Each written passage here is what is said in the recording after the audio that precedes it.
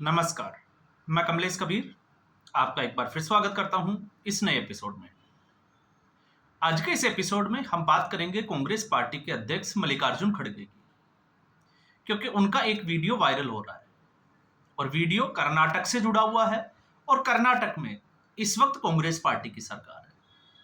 इसलिए ये वीडियो जो है वो बड़ा खास हो जाता है और उम्मीद करूंगा इस पूरे वीडियो में आप बने रहेंगे, क्योंकि जिस तरीके से मैंने सिलसिलेवार एक क्रोनोलॉजी में किसान आंदोलन से जुड़ी हुई कुछ खबरें निकालने की कोशिश की, प्रयास किया और उसके बाद में एक आकलन की स्थिति जो हम सबके सामने है और उस आंदोलन में कांग्रेस पार्टी की भूमिका क्या थी, क्योंकि कांग्रेस पार्टी बड़ी इंपॉर्टेंट हो जाती है इस वक्त। पंजाब, हिमाचल, आप देखिए जम्मू कश्मीर, कर्नाटक, राजस्थान, बड़े राज्य जो है वो बाढ़ की इस त्रासदी से गुजर रहे हैं।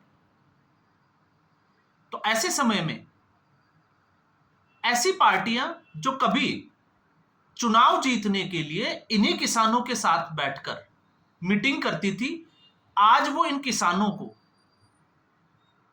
दुत्कार कर या हम कहें डांट कर या लात मारकर भगाने को तैयार क्यों है? ये बड़ा सवाल है। तो ऐसे में जो वीडियो कर्नाटका से आया है, वो वीडियो जो है उसके अंश जो है वो है कर्नाटक की भाषा में, कन्नड़ में, लेकिन हम उसको जो है वो ट्रांसलेट करके समझने की कोशिश करेंगे, जिसमें सबसे पहले मल्लिकार्जुन खड़गे उस किसान से पूछते हैं कि तुमने कितने एकड़ में बोया है? तो किसान बोलता है 4 एकड़। तो मल्लिकार्जुन खड़गे का अब आप जवाब सुनिए, मेरा 40 एकड़ है। और आप देखा होगा राज्यसभा में और जब भी वो रैलियों में जाते हैं अपने आप को दलित बताते हैं, अपने आप को कमजोर बताते हैं। तो अगर मल्लिकार्जुन खड़गे की संपत्ति को अगर आप देखोगे तो वो रईसों में काउंटिंग होती है। लेकिन समस्या क्या है? समस्या यह है कि कांग्रेस पार्टी को एक डमी अध्यक्ष चाहिए था जो राहुल गांधी के इशारे पर काम करे। तो इस देश ने एक्सीडेंटल प्राइम मिनिस्टर तो देखा, लेकिन उसके बाद एक्सीडेंटल अध्यक्ष भी जो है वो देखने को मिल रहा है। और उस अध्यक्ष की मजबूरी यह है क्योंकि उसको अपने बेटे को, क्योंकि खुद की उम्र का तकाजा जो है वो 80 के पार हो चुका है, लेकिन प्रियंक खड़गे को सेट करना है राजनीति में।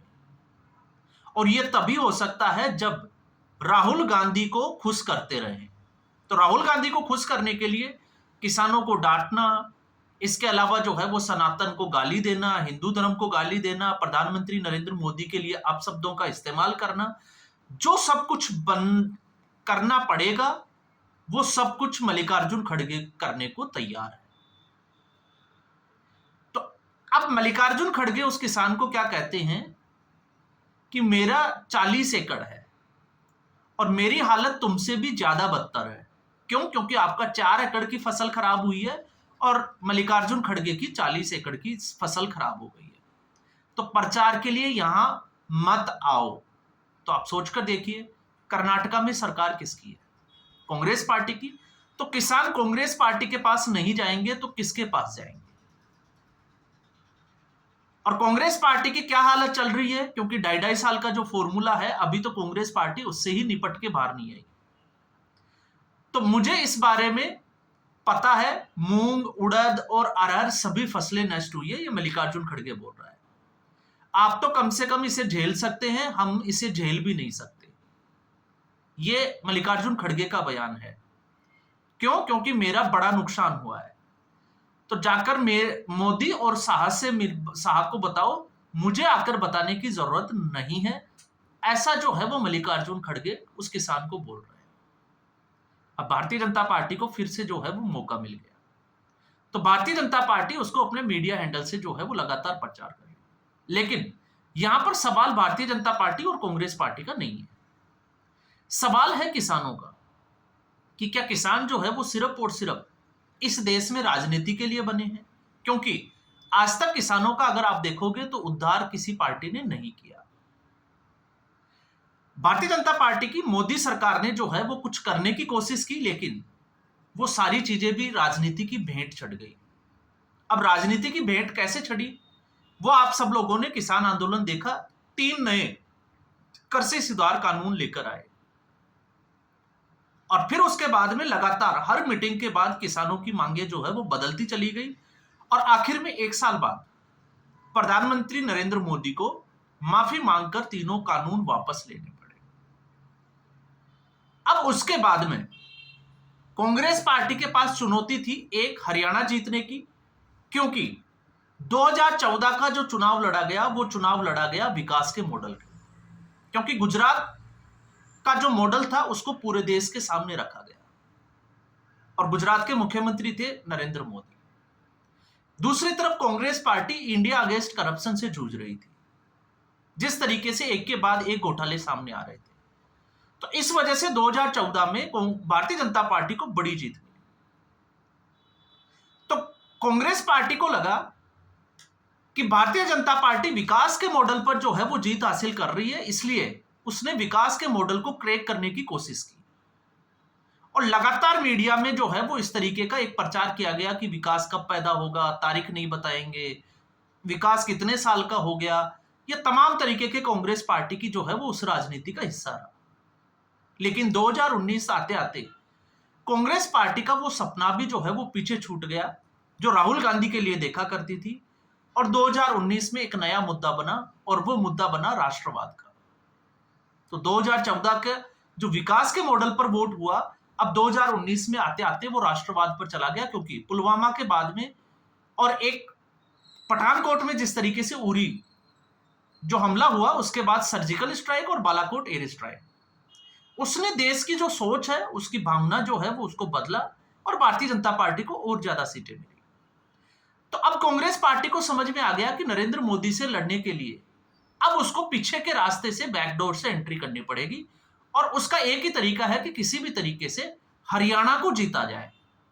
अब हरियाणा इंपॉर्टेंट इसलिए है क्योंकि पंजाब के जो किसान आंदोलन, जो किसान थे 2020 में जो आंदोलन हुआ, तो उसकी पृष्ठभूमि दिल्ली के बाहर वो डेरा डाले रखे हरियाणा में।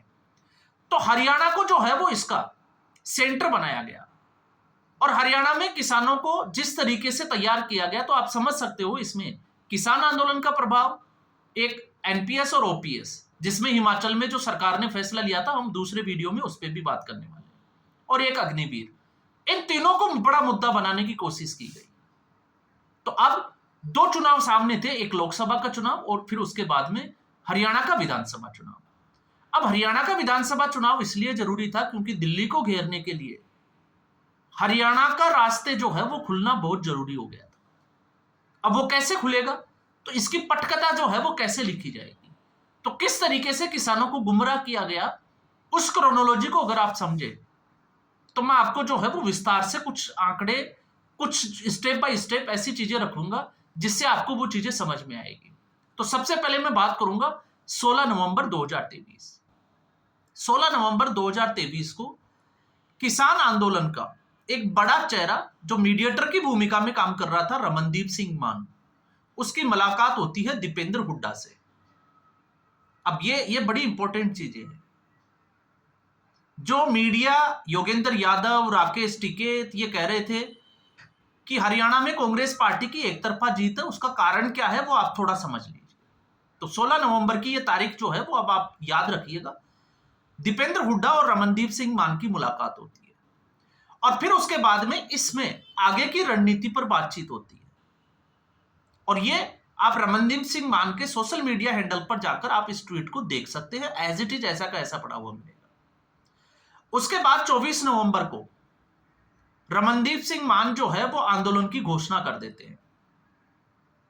तो 16 नवंबर, अब 24 नवंबर, 30 नवंबर 2023 को सेम पित्रोदा से मिलने के लिए जाते हैं दीपेंद्र हुड्डा और हरियाणा के ट्रक ड्राइवरों से मुलाकात होती है अमेरिका में, और फिर वहां से जो है वो कहानी आगे बढ़ती है। तो 10 दिसंबर को दीपेंद्र हुड्डा अपने मिशन पर लग जाते हैं और किसानों से जुड़ी हुई जितने भी जो समस्याएं हैं, या हम कहें कि समस्याओं को बजाय जो मीटिंग्स होती है उसमें वो भाग लेते हैं। 11 दिसंबर 2023 अगली तारीख को रमनदीप सिंह मान जो है वो पहुंचते हैं चंडीगढ़, और चंडीगढ़ में जो दूसरे किसान आंदोलन की जो पटकथा लिखी जाती है उन नेताओं के साथ रमनदीप सिंह की मुलाकात होती है। और ये रमनदीप सिंह मान ने अपने उस सोशल मीडिया जो हैंडल है उसके ऊपर विद फोटोग्राफ डाली हुई मिलेगी। 11 दिसंबर को दिल्ली कूच का प्लान जो है वो सोशल मीडिया पर डाला जाता है। ऐलान किया जाता है कि जनवरी के लास्ट में या फरवरी में दिल्ली कूच किया जाएगा। लेकिन इस मीटिंग के दौरान एक व्यक्ति की और एंट्री हो जाती है, गुरमीत मंगत, जो कांग्रेस पार्टी का या कांग्रेस पार्टी से जुड़ा हुआ व्यक्ति है, लीडर है। अब ये गुरमीत सिंह मंगत जो है वो भी दूसरे इस पार्ट में, आप 2020 वाला किसान आंदोलन देखोगे तो उसमें भी वो जो है वो सक्रिय भूमिका में था, और दूसरे वाले इस पार्ट से पहले भी जो है वो सक्रिय भूमिका में थे। उसके बाद 24 दिसंबर को रमनदीप सिंह मान की मुलाकात होती है दिग्विजय सिंह से और गुरदीप सिंह से, जो कांग्रेस पार्टी के बड़े लीडर हैं। अगले ही दिन घोषणा हो जाती है कि 24 फरवरी को दिल्ली कूच किया जाएगा पंजाब के किसानों के द्वारा। अब उसके ठीक अगले दिन रमनदीप सिंह मान की मुलाकात होती है दिल्ली में भूपिंदर हुड्डा से और पवन खेड़ा से, सिर्फ कांग्रेस पार्टी के नेताओं से। और कांग्रेस पार्टी के नेताओं से इसलिए क्योंकि कांग्रेस पार्टी ने पूरा प्रयास किया था कि किसी भी तरीके से हरियाणा जीतना है, और उनके हाथ में सिर्फ एक ही मुद्दा था और वो था किसान, क्योंकि किसान जो है इस देश के लिए सेंसिटिव मुद्दा है। तो अगले ही दिन ये होता है, और फिर उसके बाद में 2 जनवरी को फिर घोषणा कर दी जाती है कि 13 फरवरी को दिल्ली कूच किया जाएगा 2024 में, लोकसभा चुनाव से ठीक पहले किस तरीके से इस देश का जो है वो माहौल बदला जाए। और 8 जनवरी 2024 को दिल्ली में फिर से जो है रमनदीप सिंह मान मुलाकात करते हैं भूपिंदर हुड्डा से। अब 10 फरवरी को चंडीगढ़ में जो है वो रमनदीप सिंह मान और गुरमीत मंगत, ये दोनों जो है वो किसान नेताओं के साथ मिलकर दिल्ली के घेराव की एक रूपरेखा तैयार करते हैं। और यही वक्त था जिस वक्त मोहाली और के रास्ते किसानों ने चंडीगढ़ को घेरने का प्रयास भी किया था। और फिर उसके बाद में आंदोलन शुरू होने से 2 दिन पहले जो है वो राहुल गांधी का एक ट्वीट आता है, और ट्वीट ये आता है कि किसी भी तरीके से मोदी की जो सरकार है उसको उखाड़ फेंकना है। ये मैं बात कर रहा हूं फरवरी 11 की। और ऐलानिए अगर आप देखोगे तो 12 के बाद 13 तारीख को किसानों का दिल्ली घेराव, या हम कहें कि दिल्ली कूच। तो ये एक पूरी क्रोनोलॉजी जो है वो किसानों के बहाने या किसानों के कंधे पर रखकर मोदी सरकार को हटाने का कांग्रेस पार्टी का प्लान। और आप सोचकर देखिए कि अगर दूसरी बार में जो किसान आंदोलन, जब किसानों ने दिल्ली कूच के लिए, तो उससे पहले हमने भी वीडियो में बात की थी कि कुछ ऐसे अराजक लोग जो अपने लाखों रुपए खर्च करके ट्रैक्टरों को मशीनों में बदल दिया गया, कि अगर उनके रास्ते में कोई आए तो उसको कैसे हटाना है। तो आप सोचकर देखिए कि उनकी मंशा क्या थी। और उससे पहले 26 जनवरी, आपको पता होगा 26 जनवरी को दिल्ली में क्या हुआ था पहले किसान आंदोलन के बाद। तो अगर किसानों को आप देखोगे, अगर किसान आंदोलन ही था तो फिर ये किसान ट्रैक्टर तैयार क्यों करने लगे थे, उनमें उनको मॉडिफाई करके क्या दिखाने की कोशिश की जा रही थी। तो ये सिर्फ और सिर्फ ये था कि अगर हरियाणा का रास्ता उनको मिल जाता है तो वो दिल्ली का घेराव करेंगे, अराजकता फैलेगी, और फिर ठीक उसी तरीके से जिस तरीके से बांग्लादेश में तख्ता पलट हुआ तो वो करने का प्रयास किया जाएगा।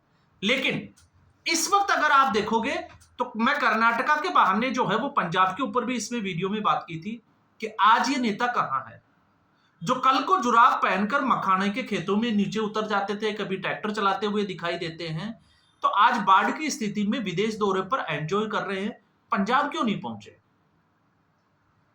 आप मलेशिया पहुंच गए लेकिन पंजाब नहीं पहुंच पाए, क्यों। और जब मल्लिकार्जुन खड़गे कांग्रेस के जो नेता है, अगर किसानों के इतने ही माती है तो फिर किसानों को वो सुनते क्यों नहीं है, कम से कम कुछ दे नहीं सकते। वैसे तो अगर आप देखोगे तो राज्य सरकार का जो है वो इसमें इंपॉर्टेंस ज्यादा बढ़ जाता है, क्योंकि एग्रीकल्चर समवर्ती सूची में आता है।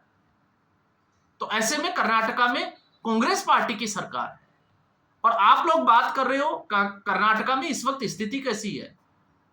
स्थिति ऐसी है कि कांग्रेस पार्टी 2.5 साल के मुख्यमंत्री के पचड़े में भी फंसी हुई है।